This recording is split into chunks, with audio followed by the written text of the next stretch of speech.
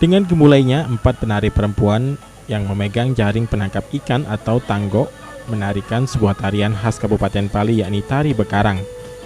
Tarian ini merupakan tarian yang menggambarkan perempuan atau gadis-gadis desa Kabupaten Pali yang menangkap ikan di sepanjang aliran sungai.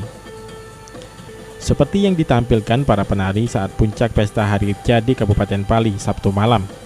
Dalam tari bekarang, sang penari menampilkan bahwa sang gadis sedang menangkap ikan di sepanjang aliran sungai di bumi Serepat Serasan. Setelah mendapatkan ikan, para gadis ini membersihkan diri dan mandi setelah kelelahan menangkap ikan di sungai untuk kembali ke rumah masing-masing. Sementara tari bekarang hingga saat ini masih cukup dilestarikan atau kerap ditampilkan saat acara rakyat Kabupaten Pali atau menyambut tamu besar. Bahkan tradisi menangkap ikan di sepanjang sungai oleh kaum perempuan atau gadis di Kabupaten Pali hingga saat ini masih berlangsung, terutama jika aliran sungai seperti Sungai Lematang dan Abab mengalami air pasang.